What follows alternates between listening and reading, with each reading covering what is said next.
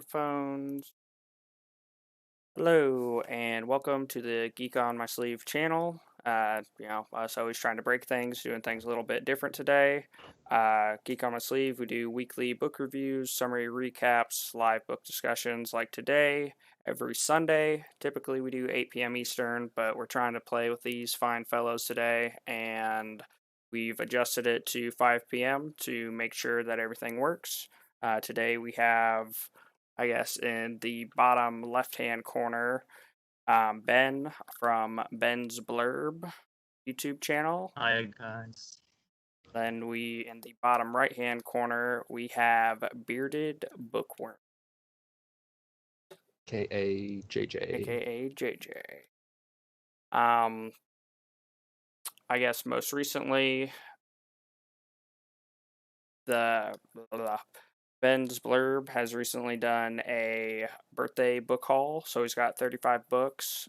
We'll be linking that in the description below. Kind of gives a good insight into what he's recently got. Amazing video, talks about what where he's at in each part of the series, why he was excited to get the book, and other things encompassing it. So that kind of gives you an insight going on to what he's doing more. And then Bearded Bookworm just announced that he's going to be doing the Read the Olympics TBR, or sorry, Readathon TBR, and that kind of gives a good insight into what's to come on his channel for many books, why he's doing it, and just enjoying the space of the BookTube community. Heads up, technical difficulties ahead. We're all kind of in different areas, bandwidth, whatnot, so you'll see the windows shrink and get bigger and maneuver. Still need to find a better program to host all this. But yeah. How's everybody doing? Good. Yeah, doing really good. Yeah, glad to have you guys. I think we've had multiple people before, but I think this might be our first one across like 3 different time zones. We were talking about it a little bit earlier. I think that it's like a 7-hour difference total, 8-hour difference total, or whatever between all of us. Oh, right. So, yeah. 5 p.m. our time, but it's late for Ben. Thanks for hanging out with us late. That's all Earlier right. for JJ. Yes. And yeah, gonna play with some Allomancy, book 1 of the Mistborn. It should be an interesting discussion because we have different experience levels with the Cosmere, right? I think we were talking a bit about that. Pete, where are you at in the Cosmere? So I've listened to all of the Mistborn first trilogy. I believe I've done the 3 from Alloy of Law. Okay. But it's been a while. I want to say it's been like 7 years since I really went through and did them all. And then I've Oh, wow. also, I guess the most recent one would have been Oathbringer from the Stormlight archive. So I'm pretty well versed in the Cosmere, but it's been a minute since I've been back. Yeah. How about you, JJ? Where are you at in the Cosmere? So I've read everything at least once except for Era 2 and White Sand. And that's basically this that Olympics readathon is gonna knock that out. So I'll be current. I've got kind of the gist of some of the spoilers for those other ones, but nothing crazy. I don't know specific plot points of those stories. I've been wanting to try White Sand. Big manga anime fan, and I really want to see how Brandon Sanderson does in that medium. And then how about for you, Ben? Where are you at in the Cosmere? I am literally like I've read everything 100 times, so this is fine for me. I've never read anything, so like I've started the first book and I'm like 260 pages into the Final Empire, despite having it on my shelf for like a year. And then obviously I've recently got Warbreaker, Elantris, and the other 4 books in the first 2 Mistborn trilogies. I've got the Stormlight Archives, and I've got Oathbringer signed. Brandon Sanderson was doing a signing when Oathbringer came out, so I bought it not knowing what the series was. But I had read The Reckoners by him, so I sort of knew how good he was. Okay. But yes, I've got those sitting there as well. So I've got everything. I've just got to actually put the time in to read it before November. So not a complete noob, at least when it comes to Brandon Sanderson. Like No. I've been trying to get Pete to pick up The Reckoners for a while. So good. That's the superhero one, right? Yeah. Yes. Okay. Yeah. Have you read The Reckoners? I haven't yet. No. I think it's technically YA, but he does so well with it. And one of the things I really enjoy about Brandon is he takes those kind of like traditional concepts and then turns them on their head. Mm-hmm. Yeah. You guys watched any of his? Go ahead, Ben. Sorry, I was just going to say they're really good. Just going off what was said, that they take the traditional sort of tropes and turn them over. So Reckoners have superpowers, but all the people that have got superpowers aren't there to protect people. They're just greedy and they're out for themselves. And so it's the people that don't have the powers are real heroes, and the ones with superpowers are really the supervillains. So yeah, it's really good if you haven't read it. Yeah. Yeah. Definitely worth checking out. So we have a handful of different perspectives on Mistborn, book 1. If you're going to play in the Cosmere, it's probably where you should start. And thank you, Ben, for letting us spoil some of it for you, even though you're not completely done with the first book. It's all right. It's fine. So, yeah, typically we kind of have a loose format for these Geek Out sessions, but we have 2 other content creators who play in this space. And I think, Pete, you have a fun quote for us that kind of leads us into this, right? Yes, double checking technical difficulty. Okay, buttons. He's going to play it not at the 2.5 speed that he typically listens to. We've adjusted slow it down for us for mere mortals. Alrighty, so here we go. Comfortably. I have a framework, Kelsier said. I know what needs to happen, and I have a few ideas on how to do it. But you don't gather a group like this and just tell them what to do. We need to work this out together, beginning with a list of problems we need to deal with if we want the plan to work. Well, Ham said, And so that speaks volumes. And when I first got this book, I was managing at a restaurant, and so that just was a strong quote for me. And I respect a lot of managers who work their way up and who have been there, and too many times you get outside hires where they have expertise but not in the field, so it's kind of harder to relate to them. So this was just a strong quote for me, and then it was also relevant for bringing everybody together here. You know, we all have our passions and our own channels, but you don't bring people together like this and set a hard outline. You know, we've got to have the freedom to discuss our points of interest. Yeah, agree to disagree, have our opinions, and see which rabbit hole we want to go down while playing in the space. So yeah, one of the things that I really enjoy about Brandon Sanderson is the magic system. Would love to get your guys' opinions on that and how Brandon does magic. I know you guys are all well read, but for me, he's definitely top tier when it comes to how he creates it, how he introduces it, the rules he sets in place. Yeah, I like how he's talked about it before, how he'll take a like scientific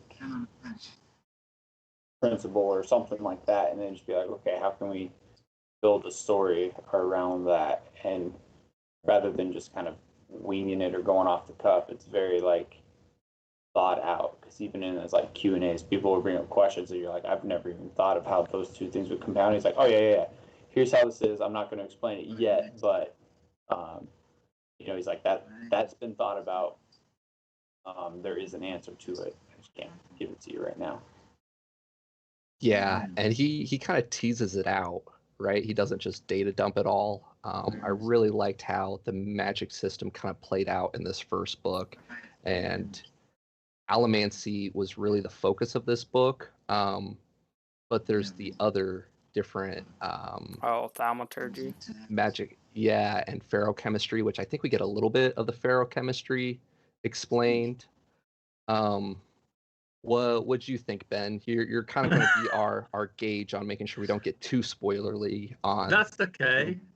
Later trilogy. I know from the Allomancy that I know, there's like 10 metals plus an 11th one that he wants to use to kill the Lord Ruler or defeat him.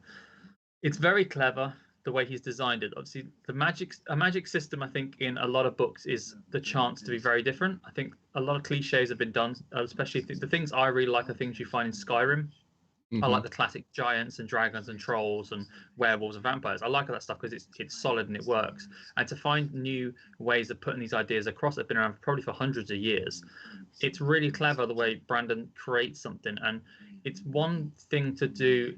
It's a bit like what the Kingdom of Liars has done, and I won't spoil it for anyone, but it's got a unique magic system, and you think it's at one level where magic costs memories to use. But imagine if you forgot how to walk or you forgot how to see with your eyes. That's the next level of Kingdom of Liars. And that's sort of what Brandon Sanderson's done with the metal. This whole Allomancy thing is very clever. Like, he's created a magic system that is very unique. And it's all very well on a pen and paper, because I've written some stuff before, and it's all very well writing an idea, but it's filling all the little holes in. Like, how does this work and how does that work? And he just does it amazing. And I think he just makes it so fun to read. And there's a lot of very good authors on the planet, and if you've read them all, you probably say that he's similar to some others, but I haven't read all of them. And so Brandon Sanders probably is the best fantasy author on the planet that I've read. He just makes it fun to read. It's not too scientific that you don't understand it, and it's not deep enough that it doesn't make an impact on your mind, So I think it's amazing. I did have a bit of a Google at Allomancy, which I don't, because I've like gone down the list on Wikipedia, and it's like, these are the first 10, and then it's like, here's higher metals and here's god metals. I'm like, oh my god, I've seen too much, look away. Yes. So I don't know how much more there is now, so I'm really not sure what I've got to come, but from what I've read, it's really, really good. Yeah. Always have to be careful when doing your research online, right? For spoilers and whatnot.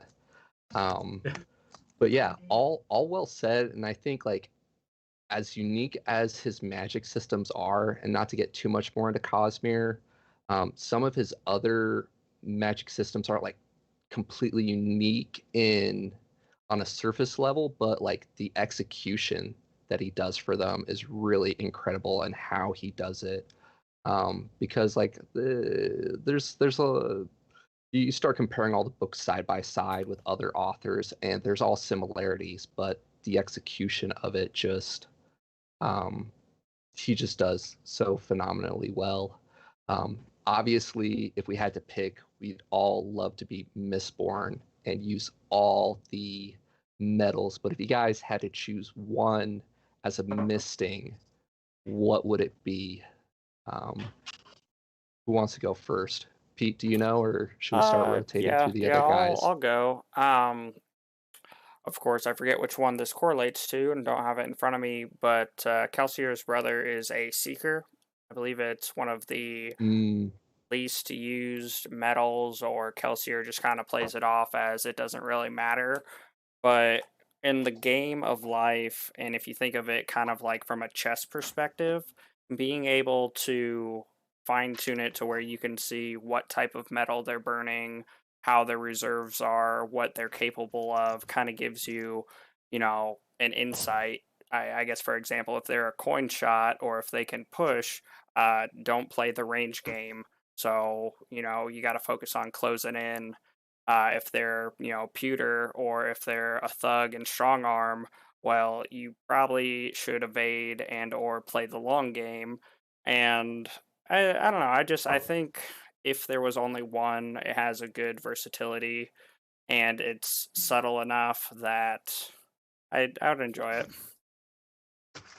Yeah, that's kind of surprising. That's not what I typically would expect people to pick. I mean, when you're comparing it to being a thug or a coin shot, being able to sense stuff just doesn't seem quite as exciting. How about you, JJ?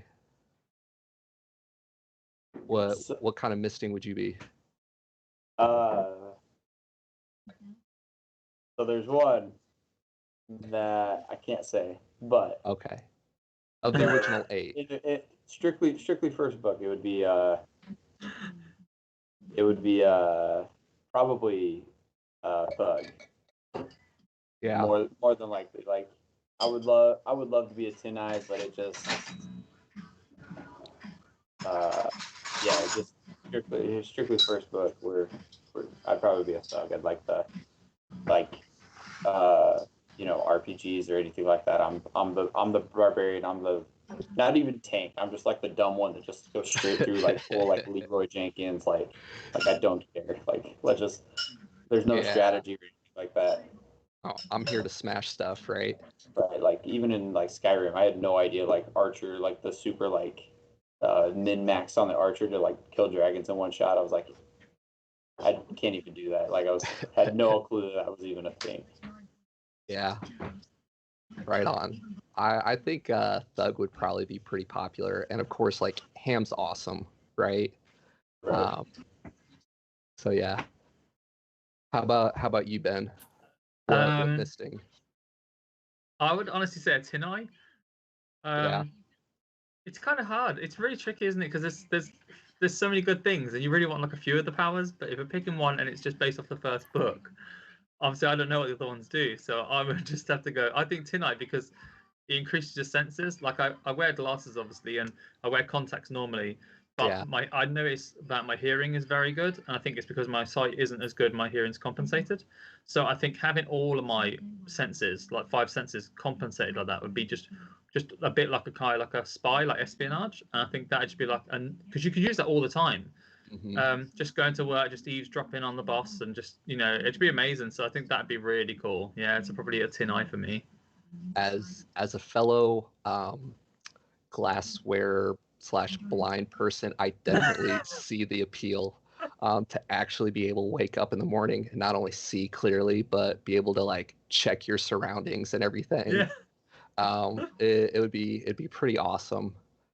For those following along in chat or watching this later, feel free to throw your comments in about what type of misting you would be.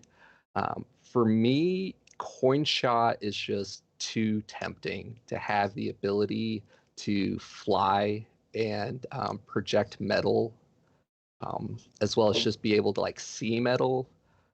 Who needs a metal detector? I could just wander around the beach and make a little bit of money, right? Just So there's an issue with that though. You're talking about flying. Coin shots don't fly. I thought they pushed. They have iron pull too to pull themselves. Oh. To balance so they don't like throw themselves up in the air and slam down. That's true. Oh man. I could fly, but not really that well. Maybe only fly a couple times until I couldn't push off something, right? Right. Yeah. Yeah. Because I don't think you ever see coin shots fly. It's always the Mistborn doing it. They're coin shots because they throw the coin. Yeah. Yeah. Good point. It's been a while since I've read the other books, but yeah, I guess the other coin shots we meet, they're not really flying per se, just falling with style. Using their little falling with style. There we go. Good stuff. So yeah, of all the allomantic metals, or at least the first 8, there was steel, the coin shot, iron, the lurcher, which JJ pointed out you probably need both to quote fly.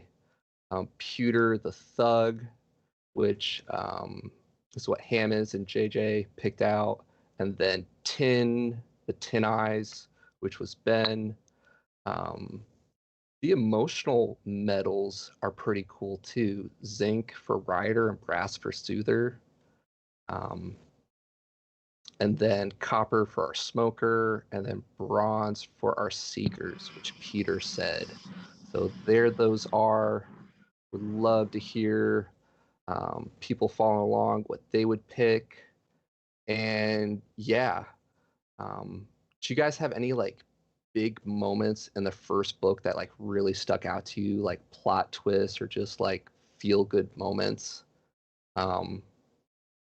that resonated with you guys? Ben's making some faces. Are you thinking of one, or No, I'm just waiting for the spoilers to come out. You just go ahead. I'll take it on the chin. Okay. Oh So, man. so Ben, at the end of the book, they all wake up and it's all just a dream. Yes. Books 2 and 3 take place in the real life hospital ward, and we really get to see the magic. We'll let you go first, Ben. Out of the first half of the book, what feel good moments did you have? It's really tricky. Like I don't know. Just a sort of complete side note. I feel like I read a book and then I forget everything. I don't know if this happens to everyone else, but like I'm sitting now trying to think of stuff that's happened. I definitely think the part I'm on now, where they've gone to this place that's visited by the Lord Ruler and the in what they're called, not instigators, they're called or inquisitors. That's it. Thank you. Oh, I've got terrible memory, horrible memory. Honestly, the Inquisitors have like come out and they potentially got Kelsier, and then Vince had to get away. And I like the bit at the ball, like the ballroom. I think a little bit because that was kind of intimidating for Vin. But I think the part I probably liked the best was probably the bit at the start where Vin was working with Camon, and she was like doing things for him, soothing the. She was soothing that. The guy, not an inquisitor, but he's like another guy. Obligator. That sounds right. Yeah. He's like the guy behind the desk sort of thing. They're trying to get the contract going on the canal boats. So probably that. It's just trying to take everything in. But it's I suppose I'm probably just getting to my first sort of big part. I suppose at the minute. So probably the last part where they've gone in and there's 2 of them now, 2 Mistborn trying to break in. I thought it was going to go okay, but it's all gone Pete Tong, as we say over here. Yeah. We're right there with you. I feel like Peter, when we're trying to talk about names and places in these streams, even when I give him a cheat sheet, he's still like, "Oh, well, I've got that chicky like poo over there, 8 like, windows up in front of me. I've got the stream, the Discord, the actual YouTube page, my notes, my audiobook, my other notes. All I hear are excuses there, man. ADD. But I'm right there with you, Ben. I normally try to go through it a couple times, and I still forget names. It's tough. Yeah. So before all the haters come out, Ben said we're allowed to talk about the second half of the book. So Ben, I apologize, but I've got a terrible memory. I'll forget it for the morning. There we go. Wait, rewatch this after you finish the book. Yeah, when Kelsier's full plan comes to fruition for me, and I'll try not to talk too much details, that really just wow. I know that we wanted to eventually get into analyzing Kelsier a little bit as a character and his psychological makeup there, but oh my gosh, just you can't play it like that. That's worse than me with the chicky poo. We gotta dig deep. That's what we're here for. Okay. Here we go. Yeah, sorry, Ben. After Kelsier dies, and you feel like everything is falling apart, and they're like, "Oh, we're just gonna go." And it's all over. We knew this was an ambitious plan to begin with, and then you're like, wait, we thought he was ambitious to begin with, right? And then, oh my gosh, just like the scale of everything he was doing, and the grooming of the characters, and the the masterwork and the conversations that he has with Sazed just kind of coming all together there. And with Lord Renew, it was like, wow. Well, Wow. that's probably Um, my favorite thing about Brandon's writing style is, I guess, sidestep the magic system. He tells you a little bit about it in the very beginning with the prologue with Kelsier because you get to see it in action. And then he lays it all out with Vin as she's getting trained to be a Mistborn. But then there are still so many, like, but wait, there's more. And we think this is all there is. And then we get a little bit more with Sazerd. And then, like, it just absolutely goes warp speed for the Lord Ruler. Like, it keeps adding on. You thought Kelsier was ambitious, and then now he's got this crew, and oh, I think I have you looking up names over no. there? I think I have another quote, but anyway, yeah. The scaling. What'd you think about that, JJ, when the full extent of his plan got revealed? Is this where are we getting into the argument here? Yeah. Let's go right. ahead. It ties in. Let's hear your thoughts on Kelsier. All right, so Big Daddy Kelsier is a freaking psychopath. I'm just gonna throw that out there. Like he's not like he is. As Brandon Sanderson likes to say, every character is the hero of their own story, and that is more so with Kelsier than anything.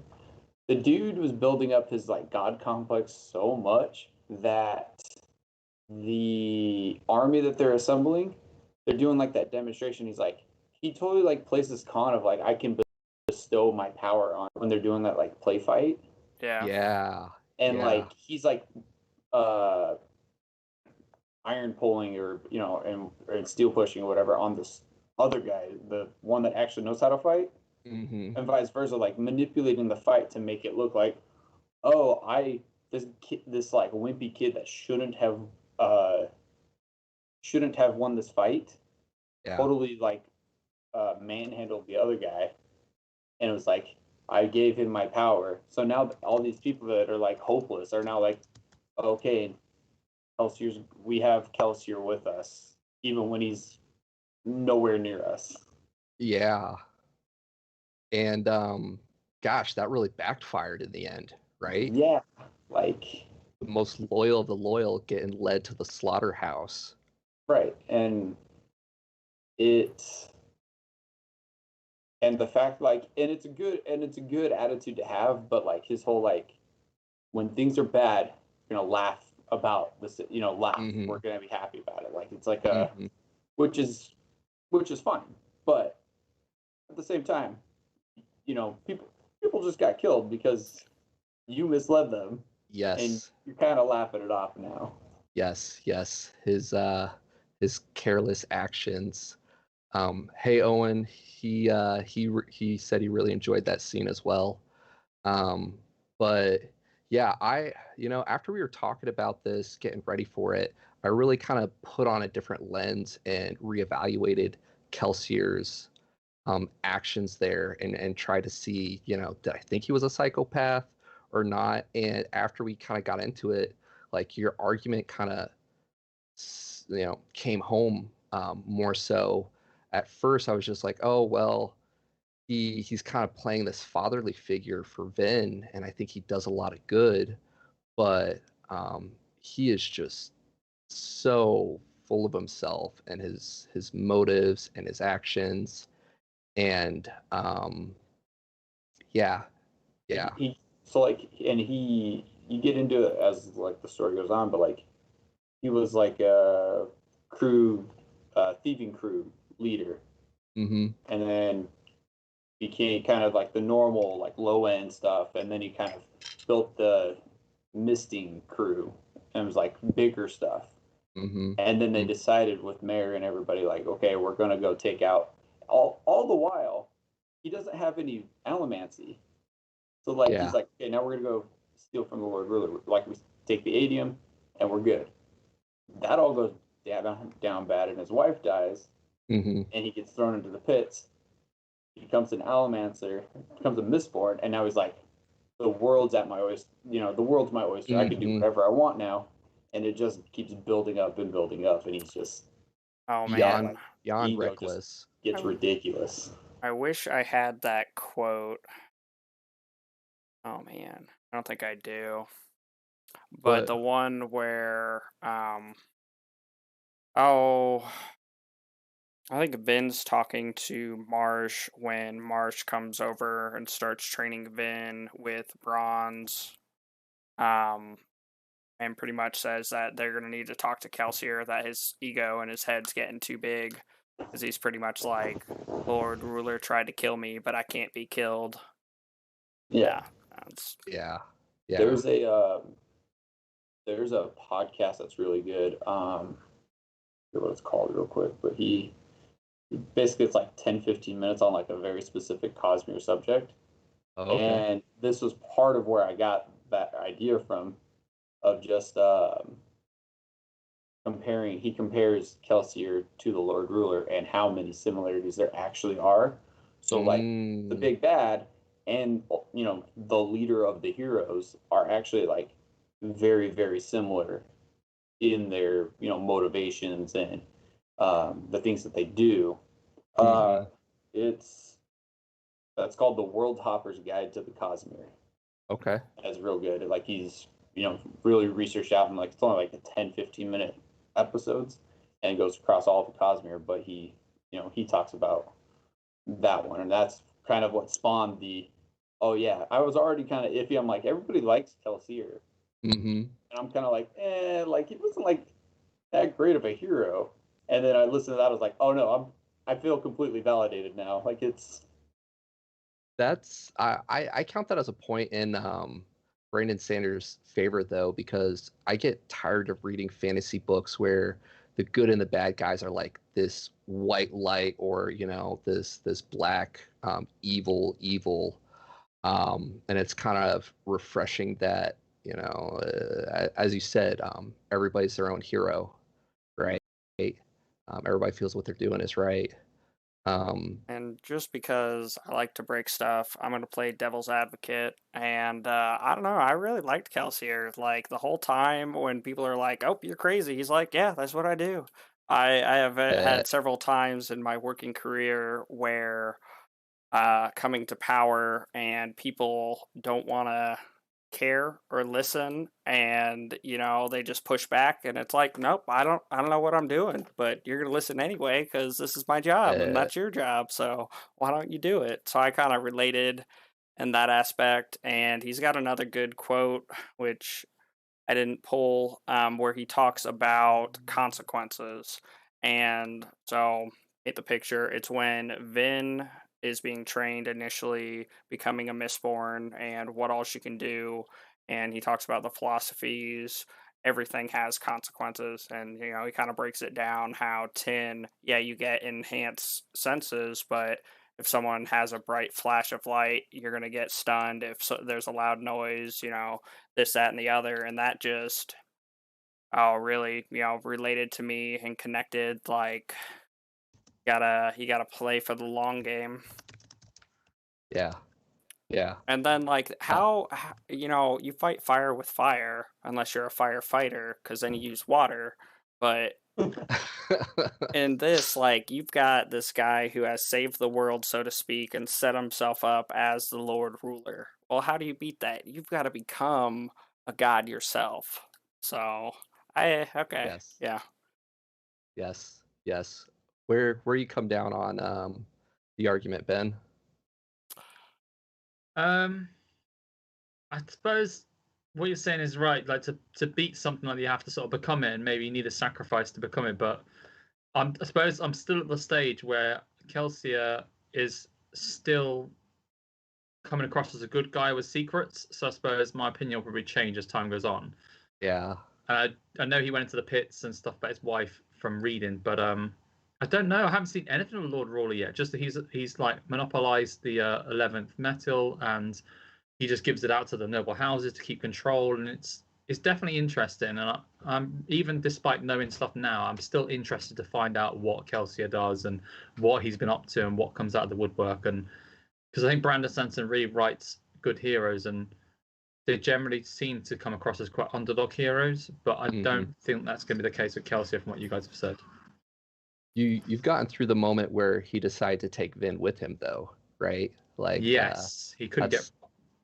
I felt like he couldn't get rid of her. Like, I felt he was the lesser of two evils from my viewpoint. That him taking Vin was easier than her following him and getting captured by someone else. At least if he was with her, he could help her, because he tells her to run and she doesn't run when he gets caught, and then she eventually does run, and then she just about gets out from what I've read so far. And then someone rescues her. I don't know who this person is, but someone picks her up and she falls asleep. It's not him. And then I looked at the next bit. I don't know who it is. It said Kelsier said, like, I think they were having a go at him for taking her, so I don't think he's with her now. So I can't pronounce the guy's name. Cezanne or Caesard. Like, yeah, he's like a Terracin. Yeah. He's like telling him off or something. So yeah, it'll be interesting. But I'm not sure what to make of Kelsier at the minute. I really thought he was like the good guy, but from what you guys are saying, maybe that's not the case. Yeah. No. He's definitely, like, Kelsier's a good guy. Like, he's definitely the hero. He's just few screws loose. Reckless. Yes, reckless to a fault. Yeah.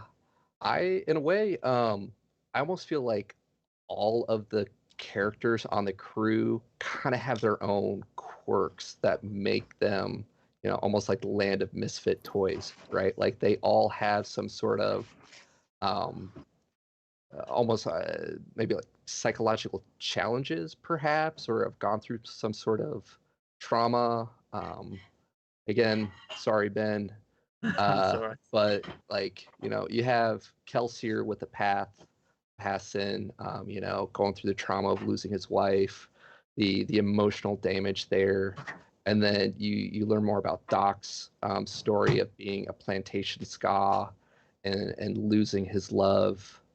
I'm trying to think through some of the other characters. We really don't get a whole lot of details on some of the other characters, but it just seems like they all... If they're ska are essentially slaves, so that's traumatizing enough. And I think when he does his recruitment pitch, when he's like, hey, so you know why you're here, you want to, about the rebellion, I am not going to beg, you already know, but we need to come together to, take care of this. And for the most part, it was his normal crew that he'd been working other jobs with. Like half of them were his normal people he knew, and then, having to replace other members that were off doing other stuff. Yeah, and even though that's the case, one of the things I really appreciated, again, with Brandon Sanderson and his storytelling, like early on, as we're getting things through Vin's perspective, even though everyone there already kind of like knows how these things work, because of Eden being the customer and asking those questions, it allowed them to really work into the conversation, how the thieving crews work, the mistings, Mistborn, et cetera, and it was just this nice casual world building. Brandon Sanderson just does amazing world building. So yeah. One of the things I wanted to get to and get your guys' feedback on is Brandon Sanderson has made some recent announcements about his screenplay or the movie. Kind of want to get your guys' feedback on that. Something that I have to remind myself too is like, this is one of Brandon Sanderson's early works, right? I think he did Elantris and then Mistborn 1, and then all the rest of the Cosmere. And even that being said, he's done it so well. But he says, in hindsight, there's obviously things you could always do better as a writer. And I know, I believe both you guys do a bit of writing yourself. And for those who haven't, Brandon Sanderson has his creative writing lectures on YouTube that are worth checking out. Really cool. But yeah, one of the comments he made was he really feels that Mistborn Book 1 would be better as a movie instead of a series, curious to hear your guys' thoughts on that. I know looking back, like, it used to be they only did movies, like when Lord of the Rings came out, however long ago that was, 15 years maybe, and then Game of Thrones kind of set a new standard for doing Yeah, I was a about to full say. season for a book. And when that happened, I remember with Game of Thrones, I'm like, oh yes, like this is how book adaptation should be. You can't take, like Mistborn, 24 hours of audio content. Yeah, you can show some things instead of tell, so you can shave some of that time down. But how can you capture the full story in a 2-hour movie? Yeah, what are you guys' thoughts on that? We want to start, Ben? Yeah. Sorry. I feel that there's a huge shift in things today, and I'd say that movies, and as we call them, films over here, although your American lingo is taken over every single day. Damn you guys. But I feel like movies just won't cut it for this kind of thing. I think it works for certain things, like Marvel have done a fantastic job with the movies, and that works really well because they can create whatever story they want with those characters because it's a blank slate. Effectively, they just pick and choose what they want. But with something as big as a Brandon Sanderson fantasy book, and Brandon Sanderson obviously writes a lot of, especially in this book, a lot of different characters. I just think that a series perspective would work better because it would just allow them to tell the full story, drop it like every week on Amazon or Netflix or wherever they want to drop it. There's loads of offers and places to do it, and I think that would pull more subscribers in. I think it'd have a longer lasting effect. Like I still think the biggest thing I watched on Netflix when it first came over here about 18 months after you guys got it in England, we got it later, was Breaking Bad. That skyrocketed the subscriptions because it was just so big. And I think something like that we're doing. Lord of the Rings is being turned into a TV show, I think, on Amazon Prime, is it? Yes. It's different. It's the old, like the legends. At the time of the movies that we see, it's like the first one of the older ages. So it's like it's a prequel. Yeah, it's like old prequel, like either pre-Sauron or like right after Sauron. Okay. That's good. Like that. They need to do stuff like that, I think, with Mistborn. And I think changing Doxon and Ham to ladies, girls, women is a really good idea because I just think it should be 50-50 split. And I just think the other thing they've got to get right is splitting it through the right actors. I feel like it's really tricky because if a book's written with, say, pink-colored characters or they all look like The Simpsons, then it should be like that to be as loyal to that as possible. But really, unless the color of someone's skin plays a factor in the story, like Edward Cullen in Twilight is very pale, then it really shouldn't matter what kind of person plays it as long as they play the part well. So for me, I think it's great he's brought in 2 females because from what I've read so far, you've only got Vin. So I think that's really good. And I think they need to find some really good actors and actresses to play these roles, preferably ones that aren't huge and they can really make a name for themselves. And then I'm hoping that different people are represented correctly to give it an even spread for equality, which I think is really important. But you've got a balance there of trying to get equality and good spread of people of color within the TV or the media, but also a level of the best actors picked. It's a hard balance I get to guess for people producing this stuff. They want the best acting, but you want to also make sure that you're giving it a fair spread. So yeah. My initial thought when I heard this was, so Ham's always talked about how he's wearing a vest and it's open vest, and it's like, okay, if Ham is now female, that's fine. Is it going to be like the Final Fantasy character that has like the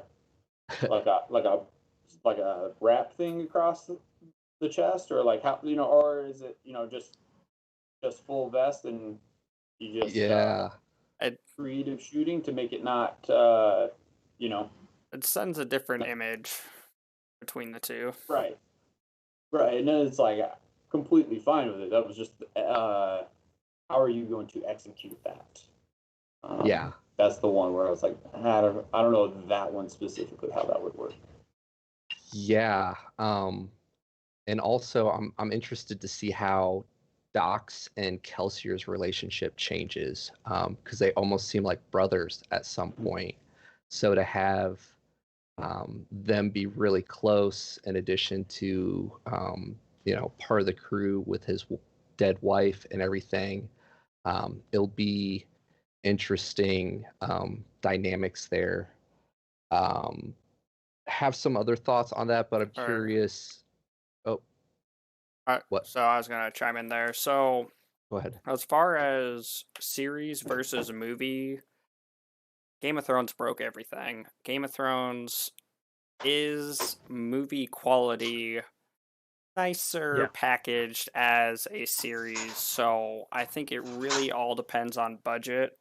There's always going to be that the book was better because there's more information, there's additional plot lines, there's more developmental, the real feels, and it kind of breaks things where I have an image and the image doesn't match up. But I think it all comes down to funding.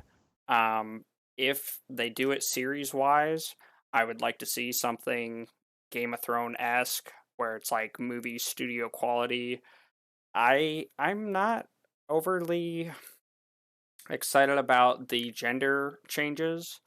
Just for me, like I picture the Ska are essentially slaves, and Docs manipulates or uses or has connections inside this slave community, and it breaks the dynamic because Vin is a girl in a thieving crew, and it essentially says if you're in a thieving crew, you've got to be stronger than a guy. You have to be more, otherwise you're going to end up a whore or whatever.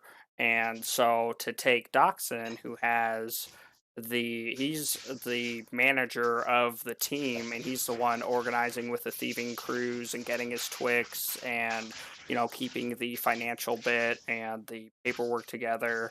I don't really see it solidifying if you take someone who is essentially being, manipulated and beaten Vin, and I don't feel like Doxson would fit it.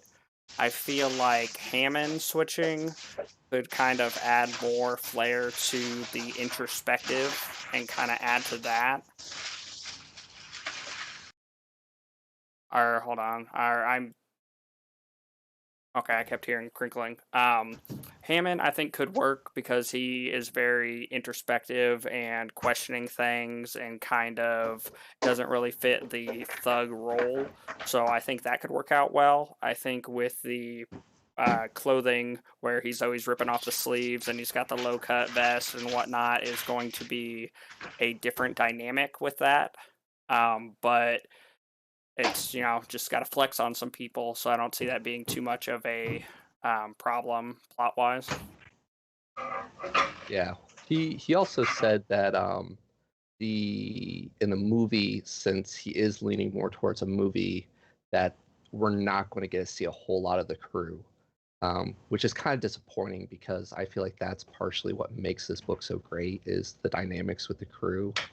But one of the things that I feel Brandon Sanderson has done well and even better as a writer as he's progressed is showing different characters that people can relate to. We talked about with Skyward, he, the popular trope of a boy and his dragon, he switched it to a girl and her spaceship. So just to have, as a reader, finding those characters that you can relate to. I am all for diversity, and I'm excited that Brandon is trying really hard to keep control of the movie script. So at least if there are changes made, it's with his consent, which will be nice. But yeah, JJ, did you get to weigh in on whether or not you felt it would be better as a movie or a series? I could see both. Like if it was a very well, like a Lord of the Ring esque, where it's a 2.5 hour, like it's a really long, or like a, Endgame, one of these ones where you're like, it's a beefy movie, you're getting into it. Then you'd have enough. I think you'd have enough time to really tell the whole story without making major cuts and upsetting people. But at the same time, like Game of Thrones, The Last Kingdom, some of these fantasy shows that are out now, they're just really good quality. Yes. there's a lot of merit to moving towards a TV show. Yes. So I see both. Yes. Though I guess my only thing on that is they probably couldn't keep up with Brandon. He's just releasing so quick. They couldn't keep their series up. Anyway. Please, a lot better than Game of Thrones. I don't think we want to get into the last two seasons there after we ran out of books. So I got a question then. So if they do Mistborn as a series, do you each era? Do you just continue the story, or is it era 1 like Mistborn, and then you go into the second era is just its own series completely, or what do you guys think there?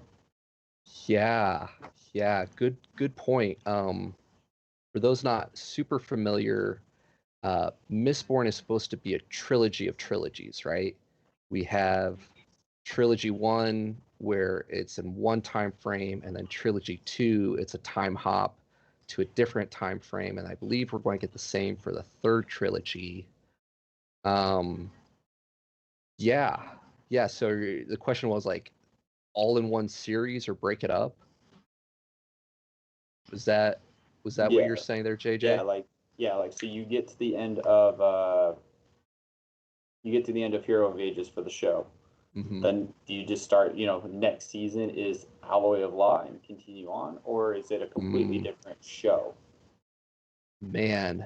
Or like an anthology type thing where it's like they're connected, but it's not like I don't know, because I've seen a lot. That really doesn't bug me as long as I hit autoplay and you keep going. As long as I can marathon mode it, but I guess I would say it would be nice if it was something separate, just because even though it is a continuation, they do well standalone. Like if you just pick up Alloy of Law, you could be fairly, they explain everything and the powers are still fit within the rules and it does very well. So I would say separate just because they work well standalone. But please do the first one first. Please do Mistborn first, and then get into the additional series. I'm going to agree with you. Split it up, but for different reasons. Just because, Game of Thrones eventually broke their mold of keeping it to a series of book, or I'm sorry, a book a season, right? As they progress, I'm trying to remember. It's been a minute, but like season 3 or 4, some of it started to blur together.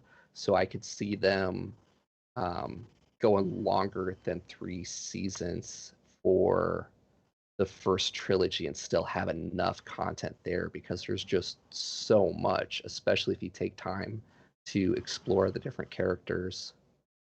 What are your thoughts, Ben? Oh, sorry. Go ahead. I was gonna say I like that because I feel like every book has like a major thing in the middle that you could be like, okay, here's the season finale for this one. Yes. And then just move on to, and then the next season wraps up the book as a whole. Yeah, there's like 4 or 5 parts in the first book alone. True. Yeah. What do you think, Ben? Yeah, I think that's a really good idea. I think with the halfway mark being in the book, I think rather than doing it as a book a season, it might be that they just produce the content and try and end it on a cliffhanger. I'm pretty sure it's going to become a film, a movie, isn't it? I've got that F. Scott Frazier has been announced as the writer, and just looking at him, I don't know him from Adam. I don't know who he is, and he's probably a very good, talented writer. But when you look at his filmography, he's done the screenplay for something called The Number Station. He's written the screenplay and story for Collide, and he's done Triple X Return of Xander Cage. That's it. Before that, 10 years before he did Xander Cage, he was like basically a QA tester on computer games. So he's done well for himself, but wow.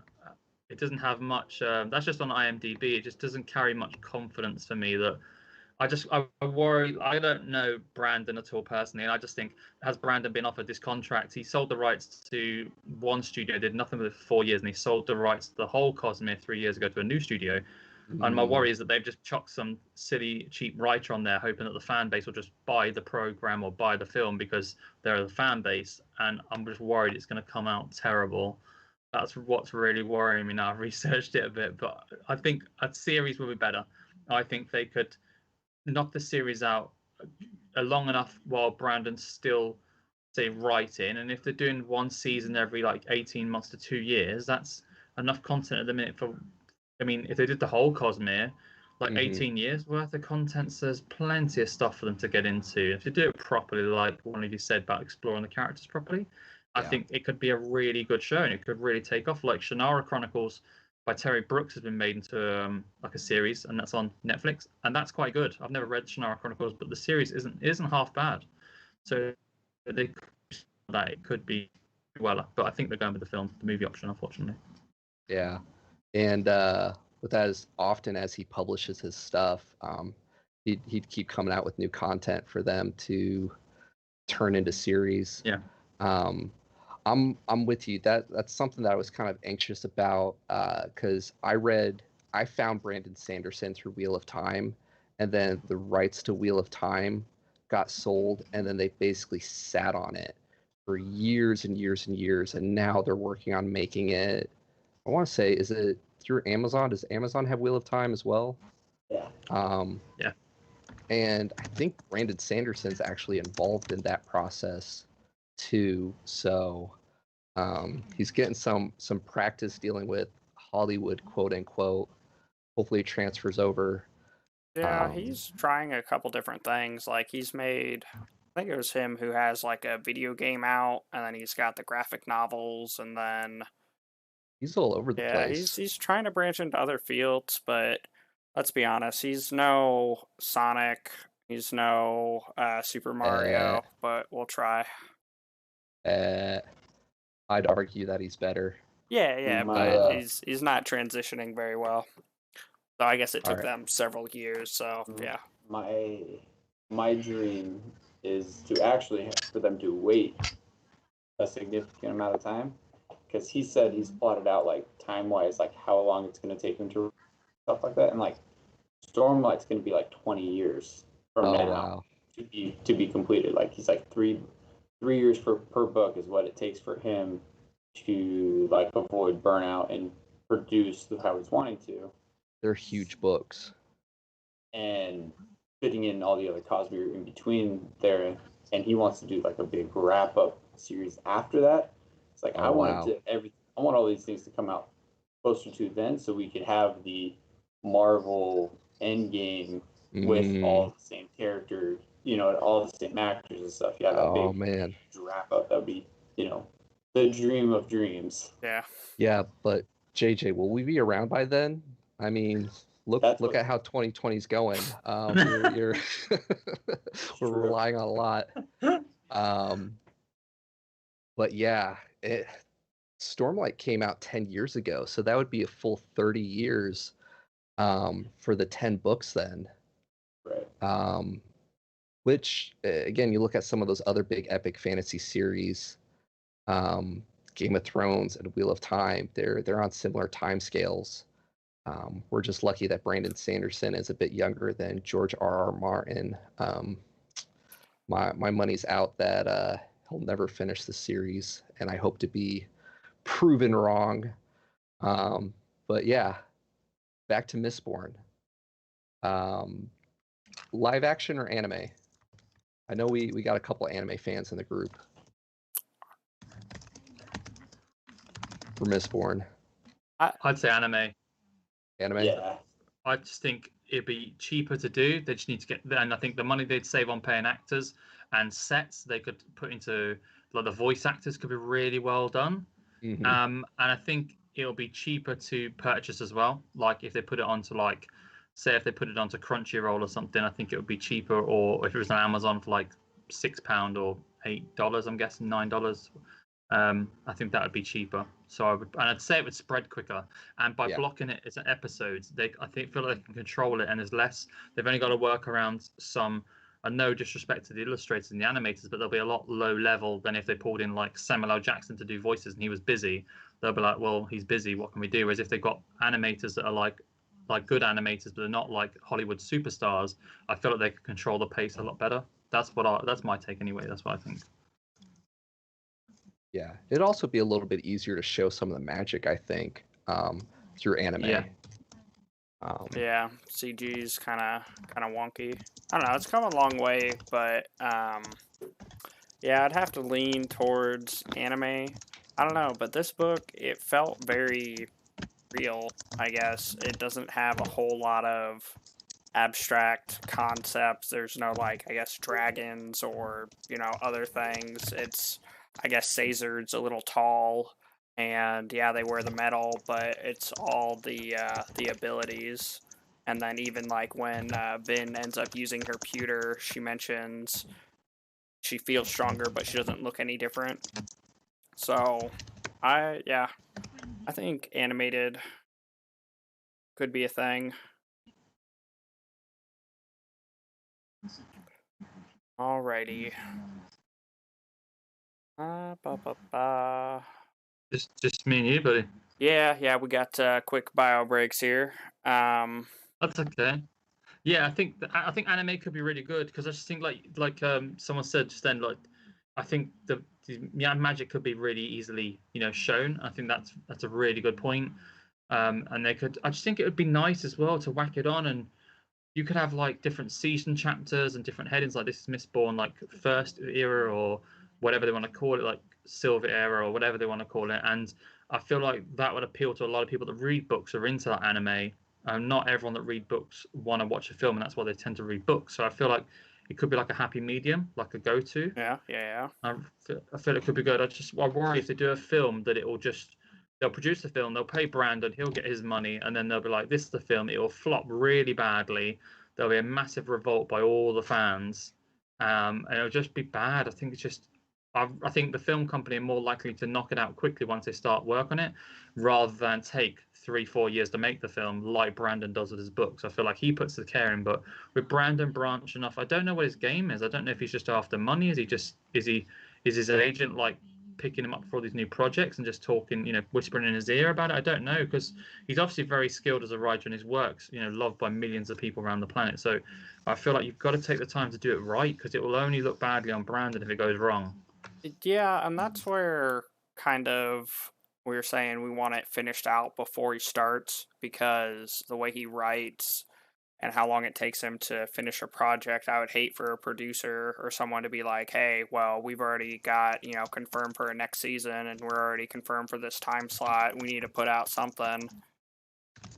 Yeah. And he doesn't do anything like Marvel does, where, it's a separate universe, it doesn't matter. And he couldn't get away with that because that's his whole thing, the Cosmere, how they're all interconnected. Yeah. Yeah. Yeah. Cool. So, any other thoughts on the movies or next item? I felt pretty good about the movies. Yeah. Cool. So, spent a lot of time, we got it out of the way early on. I'm a huge Brandon Sanderson fanboy. I think, we all are to certain degrees. Were there any like big moments in this book that weren't as believable for you, or you felt like he could have done better on it? I know it's earlier in his writing, but at least for me, like Ellen and Vin, their relationship is a big part of the book, and I know that she was young at the time, went to the ball, kind of just blown away with everything. But for me, the romance piece of it just seemed to all come together real quick for me. Where as a reader, I was trying to kind of figure it out, like, yeah, okay, I get that they have a crush, or she has a crush on him, but it just seemed to all kind of happen so fast. I don't know. I guess that wasn't really super believable, but it kind of ties into this other line of thought with it, So Vin is essentially the street urchin at the beginning, and then she becomes Valette, the noble woman, and she's kind of like struggling with who she is as herself. And her reactions kind of feel, I guess, real or genuine, but at the same time, there's no real point of reference because, her mother tried to kill her. She's been on the run city to city. She's, afraid of she's in debt up to her eyeballs, and she's, just found this well of power. So she's got a bit of confidence, but yeah, I guess that would be the big scene that didn't make sense because none of her upbringing made any sense for how she was acting. Oh, Yeah. sounds like we got a kiddo. Yeah, sorry. It's all good. No, you're good. So good. And then, yeah, I guess kind of same thing with Ellen. Like, yeah, I don't know. Didn't put two and two together, and yeah. How about for your you guys, JJ and or Ben? Any parts not really click for you, or you felt like you could have done better? I think there's not too. I think it's probably just what you've touched on there about the romance part. Like I could think something's going to happen when the way it was talking. And it's kind of a cliche, I suppose, that like she's young and she's like not who she says she is, and he's someone they don't really want to mess with. And it's the way to write something is to put a character in the worst possible position and work how they get out of it, because it helps the characters grow. So it's sort of like an easy thing to start doing as a writer. So I can see why he's done it, and it's an angle he can manipulate and work. I don't know what's going to come from it apart from that it's a possible romance, and I think that's the only part that I wasn't massive on so far. I think I'm just not someone who is big on, like, I don't really like. It's not that I don't enjoy. I can deal with romance in books, but it's not really what I read fantasy books for or sci-fi books. Sometimes I can understand it's there for a small part. But I've recently read, completely off the top, I read something called Grave Secrets, which is like an English, it's like a British comedy book about a necromancer and the zombies and stuff. It's out in August, I think. But there's bits in there which have got like some sexual scenes which are quite graphic. And Jade City had it as well, like a very, very small part where it was almost like you're reading 50 Shades. And for me, it's like, it's fine if it's there, but it detracts from it for me a little bit. Like, if you know what I mean? So it's great if you like that stuff. But yeah, this romance bit, I think, is the only part I wasn't like, that was, if everything was 100, I think the romance part was probably like an 85, 80. You know, like I was not as down with that as I was with like people throwing metal and flying through the air. So that's probably the only part for me. For me, I'm just happy I finally got around to reading it after 2 months. Yeah. Yeah. What do you think, JJ? As far as romances or any The unbelievable romance subplot, or any moments that kind of seemed like he could have done better on, or kind of killed the immersion for you? So like Ben, where like it took me a long time to actually start reading it, but I'd watch like videos where Brandon was talking about it and stuff like that, and he's like, I took a heist story and mixed it with My Fair Lady. It's like, okay, cool. The My Fair Lady part I felt was executed great. The heist, I almost felt like I was bamboozled almost, because it was like, yeah, it's a heist, but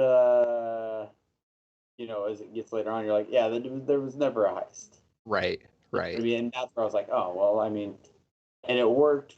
I got it, and it was cool, but I was like, I was disappointed that the crew wasn't trying to pull off a heist on the Yeah. I don't know. Okay. I guess like they set out a game plan, but then they kept running into problems, and it almost felt more real for me because, from the first meeting, they're like, hey, you don't bring these people together and tell them what to do. We need to figure it out, and we need to solidify it. And then, we go and we get our army just wrecked, and they make a bad move. And everyone's like, oh, well, it's over. Let's pack up. Let's go home. And Kelsier just like spins it. It's like, nope, that's step one. Step one's done. So what if we can't reach step 6? Like, we're in a good position to, continue to achieve our goals. Mm-hmm. Real quick, ETP said from a female perspective, I saw it coming from the very beginning. It was standard copy and paste part of the plot in regards to the romance subplot. And yeah. What is that? That's or kind of Pocahontas. People from differing backgrounds come together, romance, or Romeo and Juliet. That's the word I'm looking for. Come from the noble and the lowborn, or whatever. Yeah.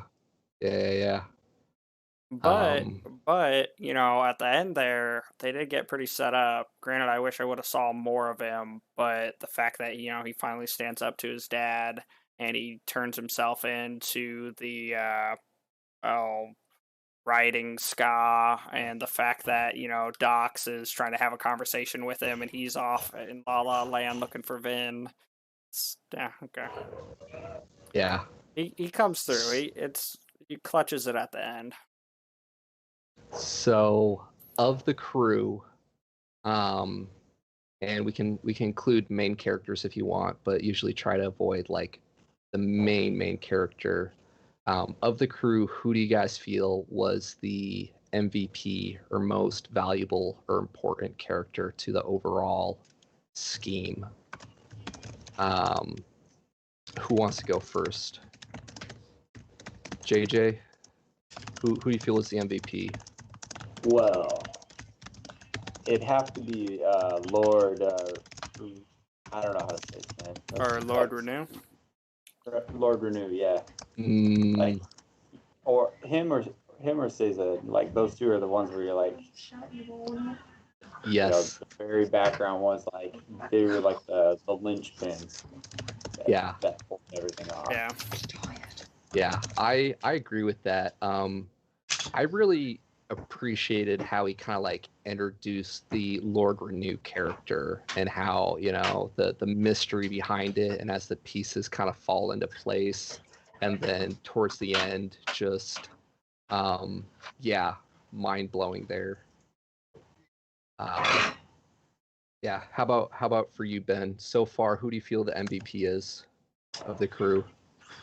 I get a bit confused with Doxon and Ham. Those characters, I think, at the minute haven't really solidified themselves. But the character I'm probably most interested in my stage, I don't know much about the Lord guy that's like pretending to be the Lord guy, but he's not. But he's got some sort of backstory. I like Kelsier. I think Vin's cool. I would probably say the one that's really piqued my interest is the one I can't pronounce. It's that Or Caesar. That's the guy. Oh. Yes. Yeah. That one. He just there's something about him. Every kind of book that I read after reading Game of Thrones, although I got about book 5.5, about halfway through book 5, and then I stopped a few years ago and I didn't continue. And I haven't watched the last few seasons, 2 or 3 seasons of Game of Thrones, although I've got spoilers, so I know what happens. Anyway, since reading that, anyone that's got like a brown kind of complexion in their skin type or a dark skin type, I picture them like people from that part of the world where Daenerys was in and Khal Drogo. So it's really interesting to sort of put that stuff and sort of apply that template to everything. But Suzanne like comes across like he's like Omid Jalili, the actor, the very famous actor from, I think he's from Israel. And he's in like The Mummy and stuff. He reminds me of that kind of character. Like he's quite like a portly character, quite pretty like wide-bellied sort of thing, and he's like got loads of connections. But yeah, probably him at the minute. I don't really know much about too many people. I really like characters that are just sort of maybe not all. I like the underdogs. I quite like underdogs in quite everything. So whoever the underdog character really is in this book, when I find out, that's probably who I'll start to look to for supporting. Yeah. Yeah. The whole crew is a bit of an underdog with this undertaking, right? Yeah. How about you, Pete? Oh man, Who's your MVP? I mean, for progressing the plot and what a twist, I'd have to say Caesar, because so the ending I felt like was kind of a gimme. I really didn't feel like it played out amazing. Like, they got Vin. Vin's in the dungeon, like it's over. And then due to the subterfuge and the Inquisitors trying to get a leg up, you know, they keep her around. It's like, okay, she's not dead. And then Caesar comes through and pulls, you know, a Mistborn type move, eating his metal, and he gets her out.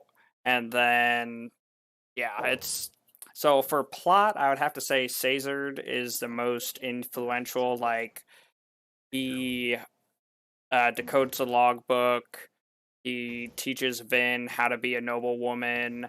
He is the only way that we understand anything about, or what is it, thaumaturgy, or yeah, for all of that. Which I've actually got an ending quote.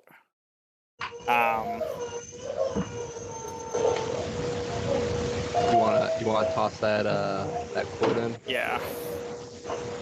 All right. I'm gonna mute us real quick. However, if the ferrochemist were also an allomancer, he might be able to burn his own metal storages, releasing the energy within them tenfold. Mistress Vin tried to burn some of my metals earlier, but couldn't access the power. However, if you were able to make up the ferrochemical storages yourself, then burn them for the extra power. Marsh frowned. Alright, we're back up. But, so just like, you couldn't solidify and finalize the whole Lord Ruler without his knowledge. And due to that, that's how Vin's able to actually, you know, pull off the coup de grace. Even though, you know, while I was reading it, I felt like, oh yeah, Marsh is back. Marsh has been the side character, you know, he's been the older brother, he's been, you know, all this and that, and he just starts murking people because now that Kelsier is out of the picture, we need someone else doing that. And then it's like, and nothing. So he gets there, and, you know, I thought that's how it was going to go down, but yeah, without... Yeah. And then, honestly, like, my favorite character just for, I guess, other items, I would have to say Hammond, just because he's always thinking about stuff, and he's true to himself. Kind of like when he goes with the garrison to slaughter the rebels or the army, you know, he's honest. He's like, I can't put on a face, you know, I am who I am, and... Yeah. You know, that all happens, and then, oh man, what a slick move when Lord Renew and Spook get captured and they're about to be executed. You know, Kelsier's in there doing his magic. Awesome scene, probably the best fight scene. Anyway, Yes. Hammond goes and he picks up, you know, one of the groups of rebels that we've still got, and just like, yeah, I don't know. I'd have to say Hammond, if not Caesar.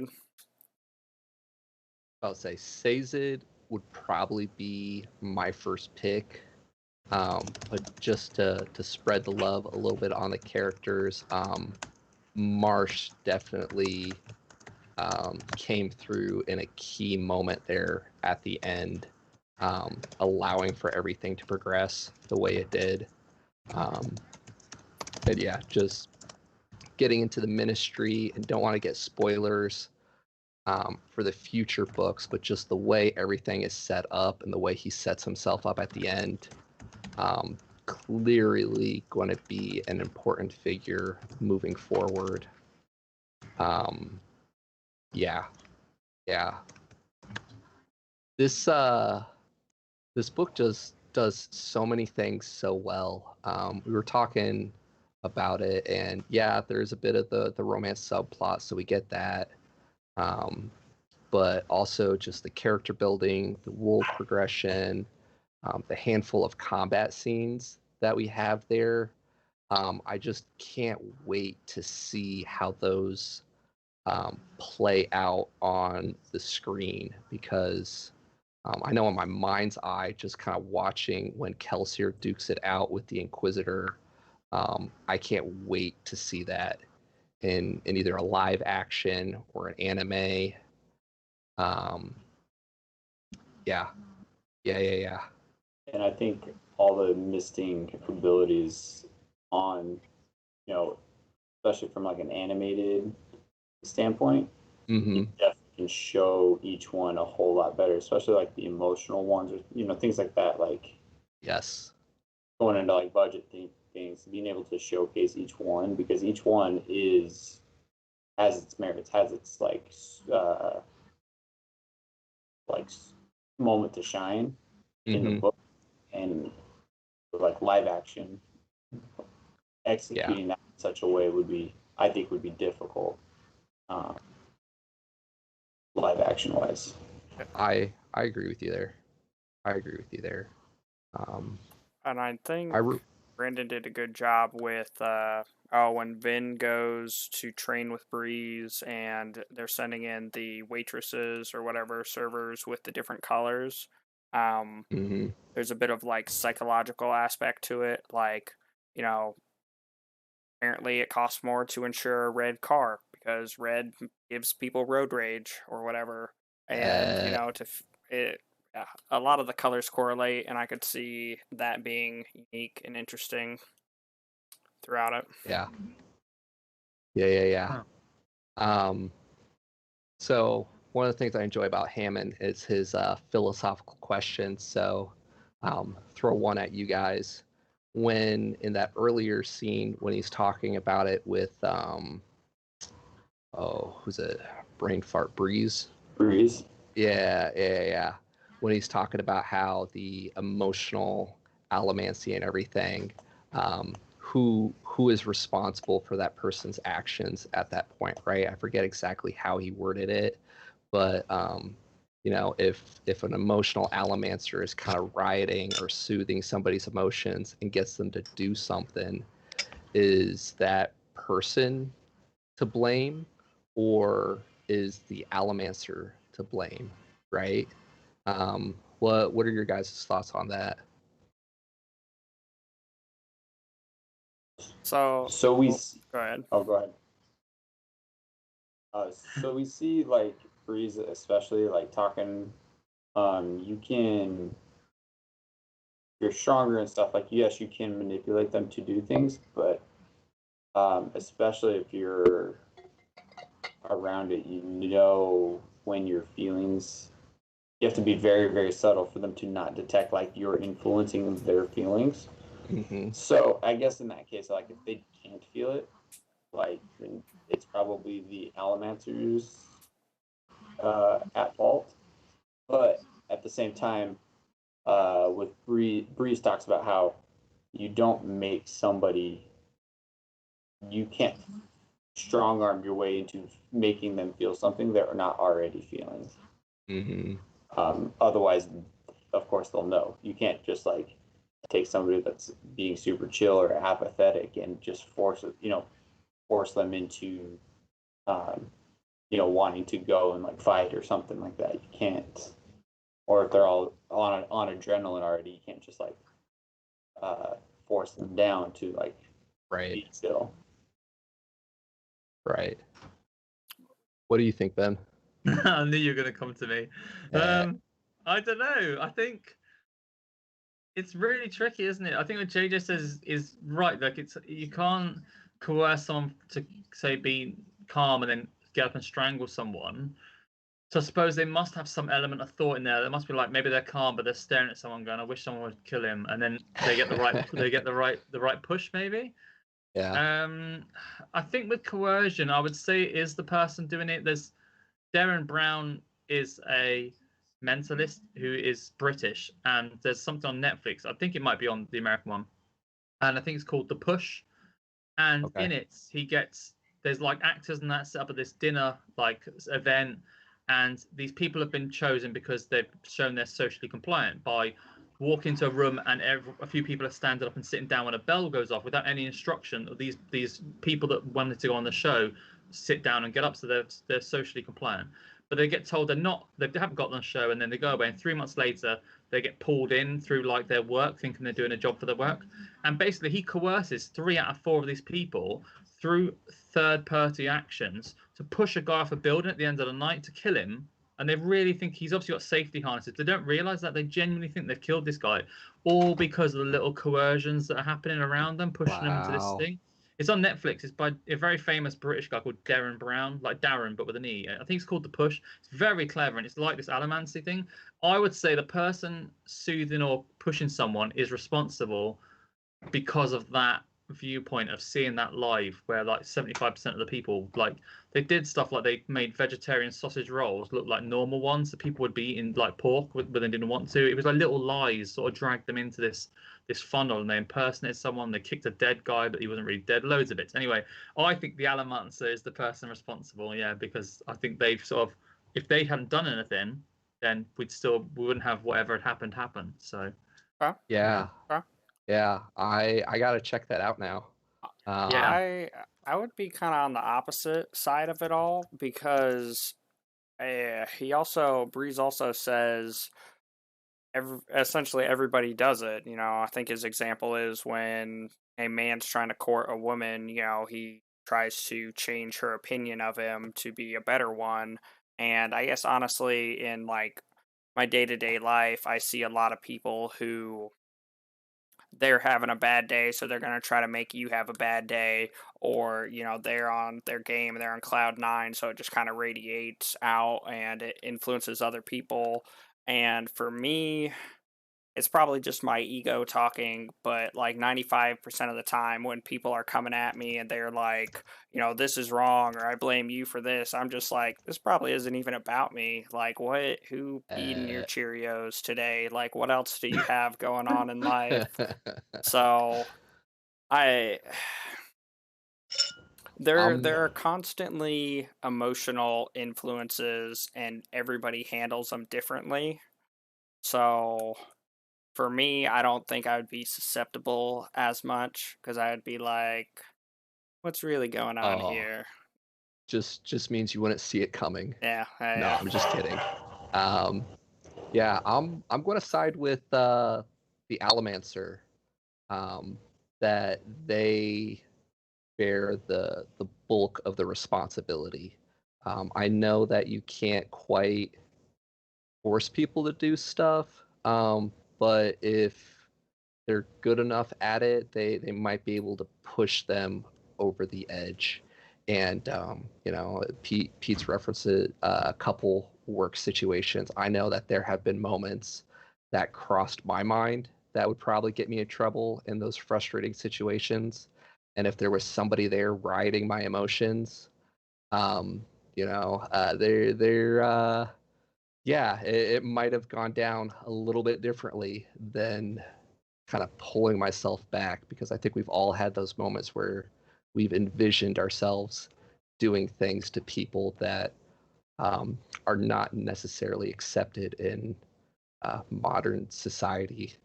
So, okay, I guess if yeah, you're close to that tipping point. yeah, it's just enough to push you over.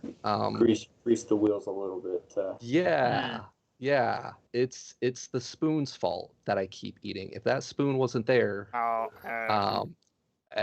sorry, no, I'm I just don't kidding. mean it. I'm not gonna say it.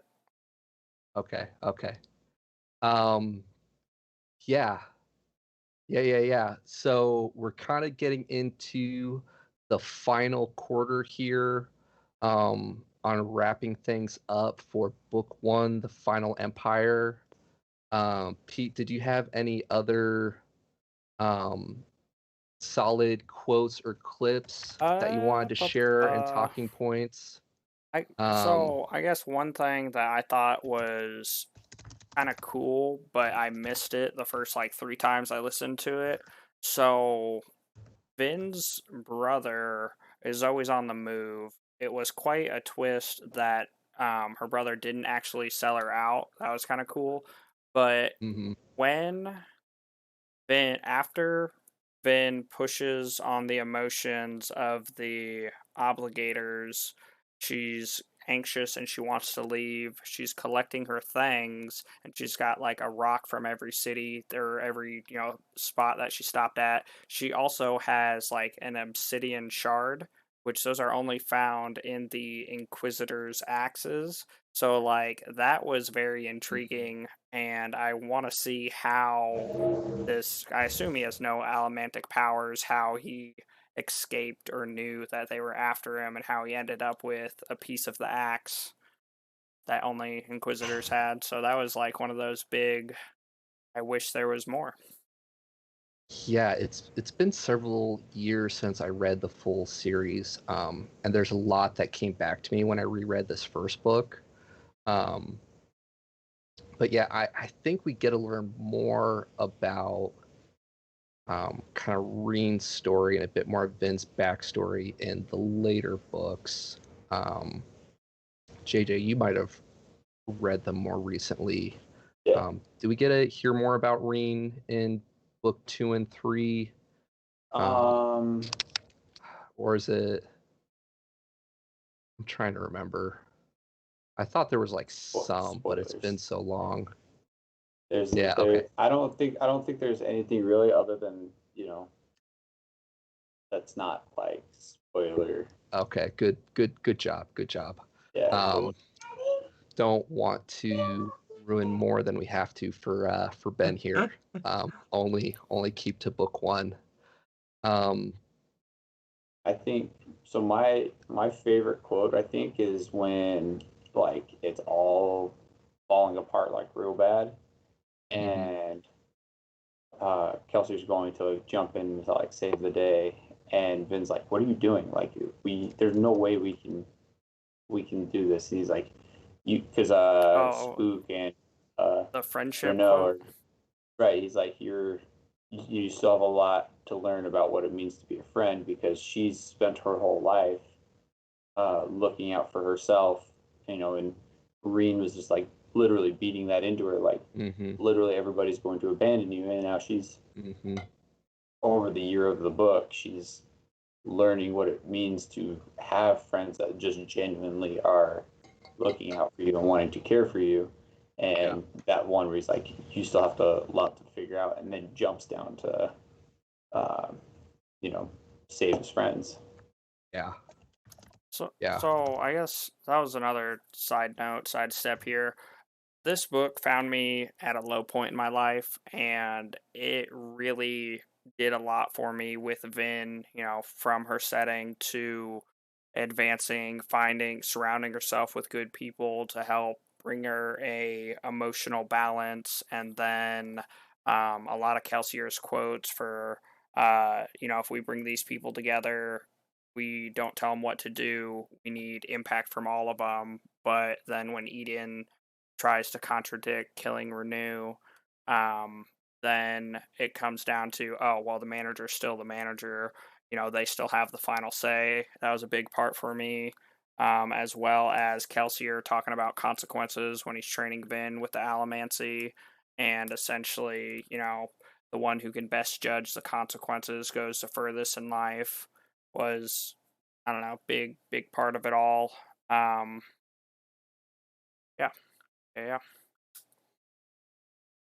You have any favorite quotes so far, Ben? Oh no, I'm not. I wish I could retain this kind of information, but I just it's like I watch a film. I'm just interested in the big explosions and the bad guys. I just like the superficial stuff. I'm the same. The action scenes. Yeah. Hey Chaz, thanks for joining us.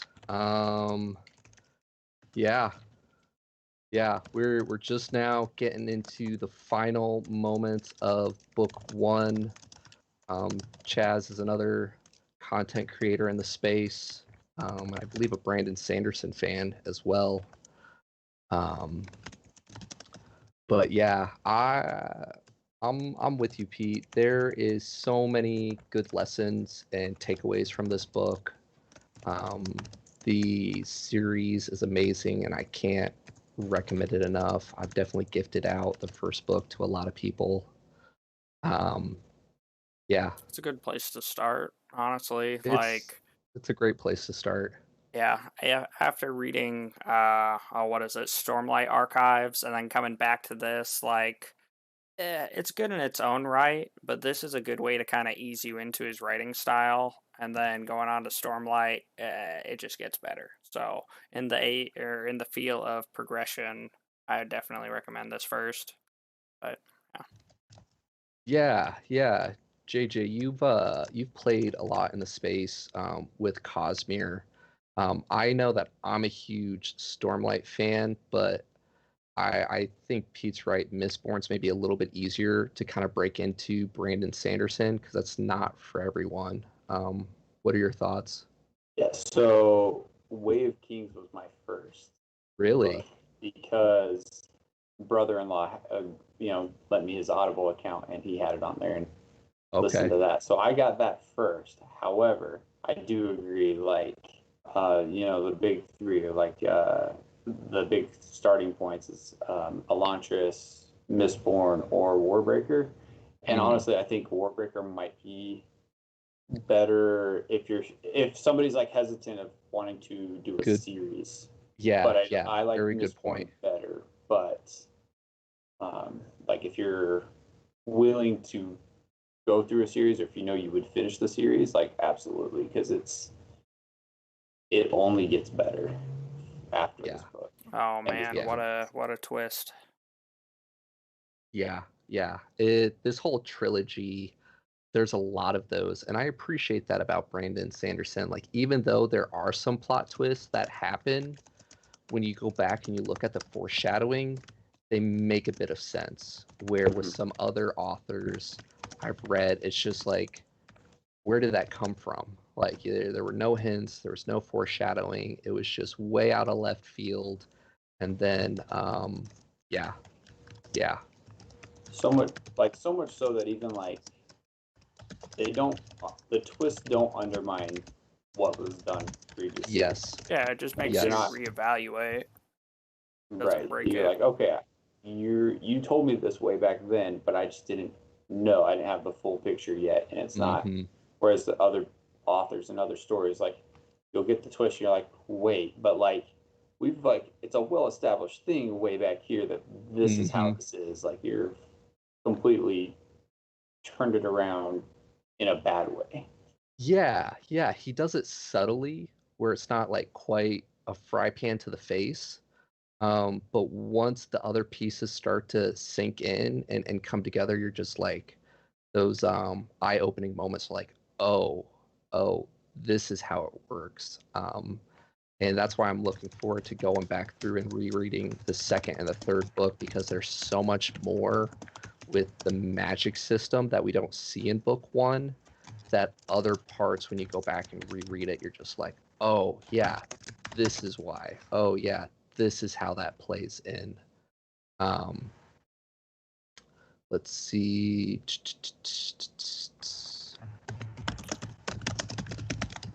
Yeah, Chaz says he started with Elantris, which is, I think that was the first one that Brandon Sanderson got published.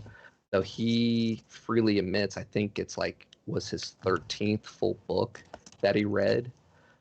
Brandon Sanderson is very much one of those authors that just kept at it. He wasn't an instant overnight success that a lot of people like to make him out to be. I think he got his bachelor's or master's or something in creative writing, and then was working like third shift at a hotel while working on his writing. But yeah, have any of you guys read the Arcanium Unbound collection of short stories for the Cosmere? No, not yet. Not yet. I'm like some of them. So I've read the ones that are around Elantris. Okay. And that's pretty much it. I haven't even read Edge Dancer for Stormlight yet. So like that was like a weird thing going into Oathbringer. I was like, wait, who's this person? like yeah. It's definitely something that it helps to get a little bit further in the Cosmere before you go back and read it. But there's some really cool short stories in there, including one with Kelsier, that really just adds so much more to the Mistborn story. And yeah, eventually we'd like to cover that and just more stuff with the Cosmere on our channel. But yeah, Yeah. So any other pieces you guys want to touch on? I know we're getting close to our time limit here and don't want to keep Ben up too late. Who needs work? Yeah. Well, yes, we got to support our book habits, unfortunately. So, yeah. Final thoughts on the books, guys. And again, Ben hasn't quite gotten through all of it, but yeah, Pete, we'll start with you, man. Final thoughts on the book. Final thoughts on the book. What a twist. Tune in next time to see if Goku will defeat Frieza. The ending just makes you want more. Like, there are too many revelations, but continue the series. So it all makes sense. But yeah, just the ending adds a bit of rereadability for me, and it adds a need to continue. Glad the series is done.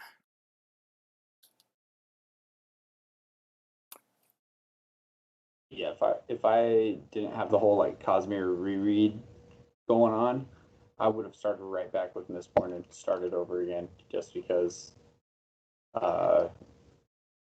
needing to look at the pieces and how it all see where everything was put out, and because it definitely twists a lot of stuff.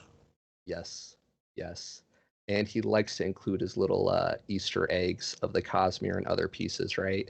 Mm-hmm. Which just adds to the replay ability. Chaz asks, do you think you'll read Mistborn Era 2? I've heard it's not nearly as good. JJ, you haven't gotten to the second era yet, have you? No, I'm actually starting that this week. Nice. I'm sorry, brain fart. Era 2 is the Wax and Wane. Oh, okay. Which, to be fair, there's 2 more books that are supposed to come out in that series. Really? Yeah. Of Era 2? Yeah, so there's 5 in the nice. next one.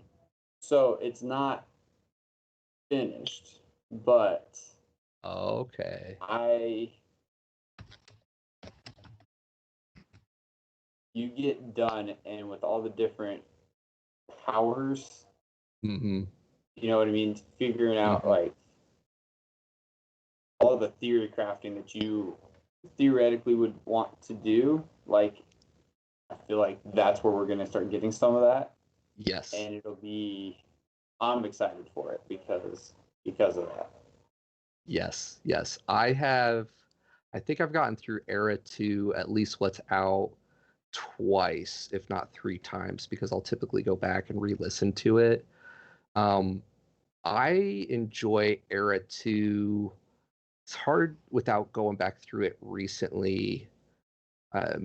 For me, they're pretty side by side. They're different books, or different types of series.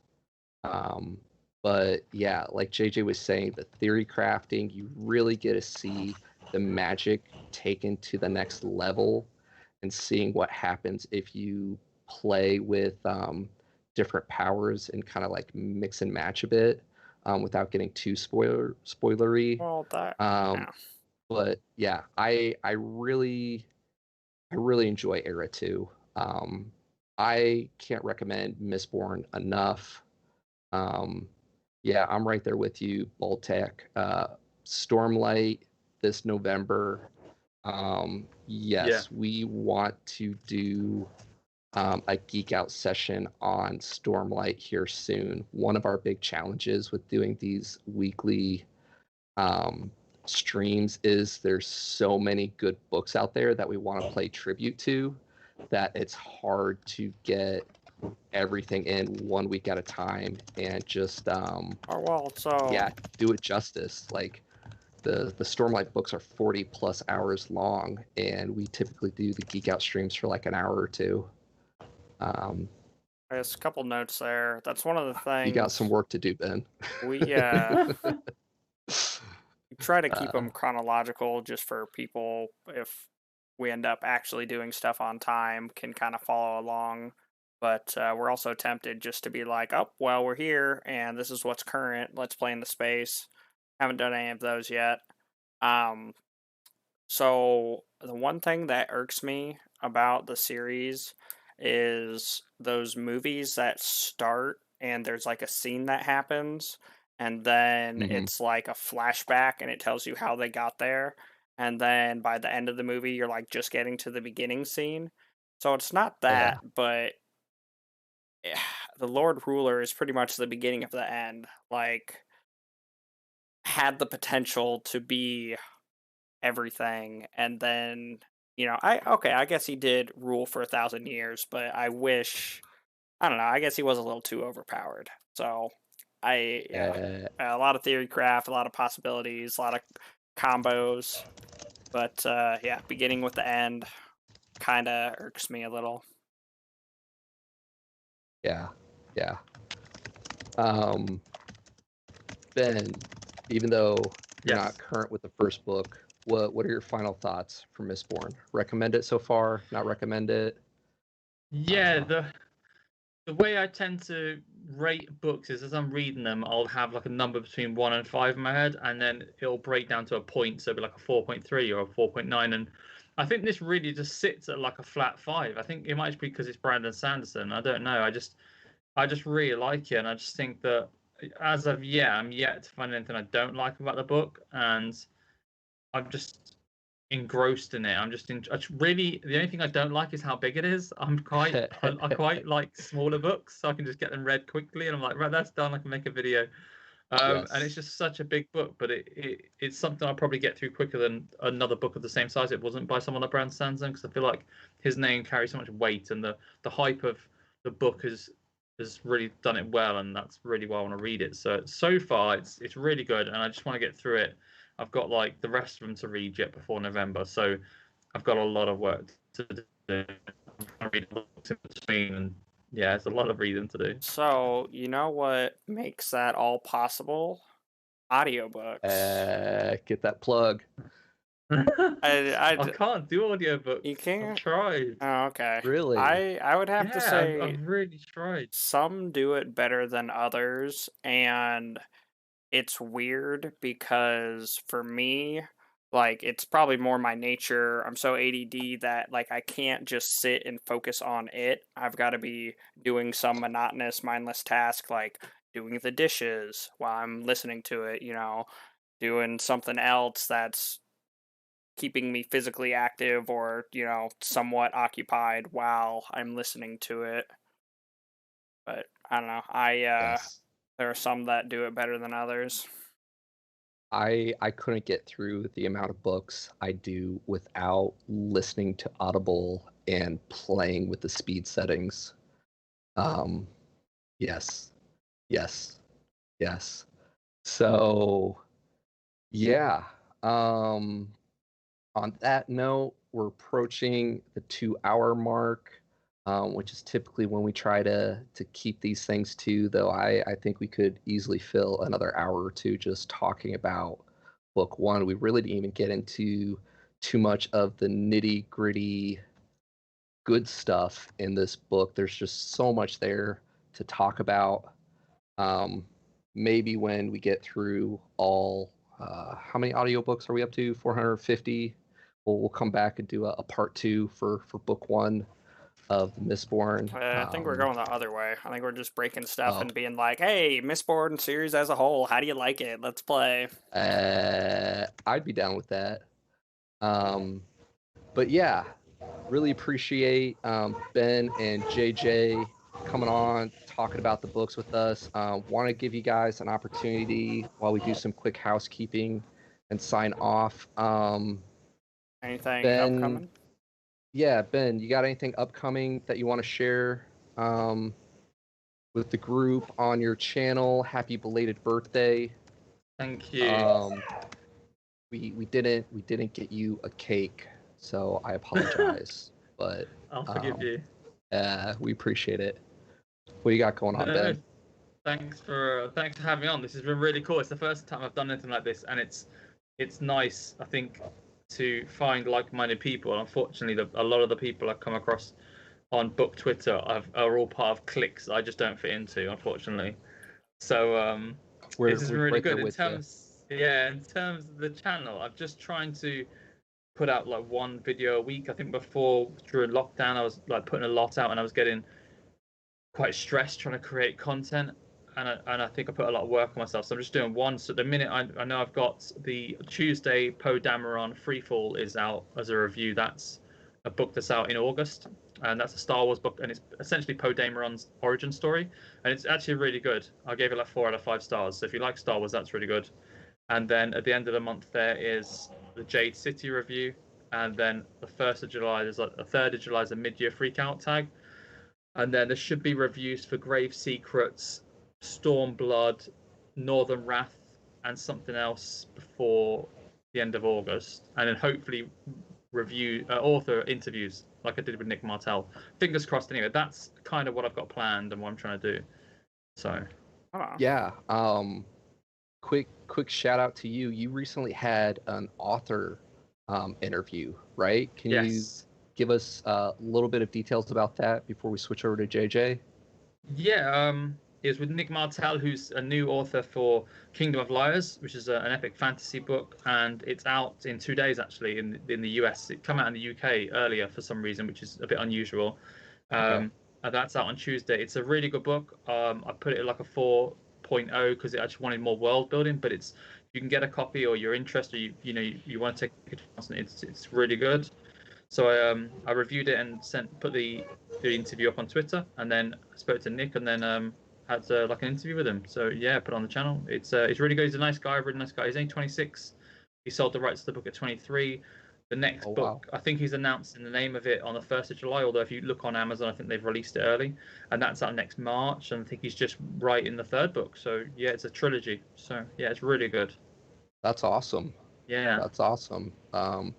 Subscriber numbers aside, if you get an author on your channel to talk to you about a book, I think you made it. So I've never that. All right, JJ, aka Bearded Bookworm, happy to have you on today. What you got coming up on your channel, man? Yeah, I just want to echo Ben, because like this has been really fun, just because probably I know Ben's the same way, and I'm sure you guys were the same of just like finding people to geek out about books like is really hard to have that. And so having this chance where you just like really let it all out, and have people that have shared that experience has been really good. I haven't learned my lesson like Ben, and I'm still trying to crank out content. Hopefully I'll have like 3 videos this week. Doing a Warbreaker review on Monday. Actually, the Kingdom of Liars, Nick Martell's book. I'm halfway through that, and have a review up for that on Tuesday when it comes out, and then probably either Girl in the Stars or Seven Blades in Black later in the week. Right on. Yeah, like we said, we appreciate you guys. We're very much in the same boat, which is why we started this passion project. And I think a lot of other people in the space talk about finding people in real life to kind of geek out and talk about these books with is a challenge. So happy to find you guys in this little corner of the internet where we can geek out and talk about the books with. If you guys haven't already, their info is down below in the description, so you can follow Ben and JJ on their social media and their YouTube page. Pete, alrighty. Thanks for being here, man. What you got coming up on your channel? Well, bam. So I'll cover everybody up here for a little bit. We just finished up the Mistborn one. We are moving on to Mark of Kings. I've been through it once so far. It's a different taste than what I thought it would be. Yeah. Anyway, so next weekend, Mark of Kings. We know. Oh, brain fart. Luke Chimalenko. We know Luke Chimalenko, who does the Ascend Online series. Yes. And we really enjoy it.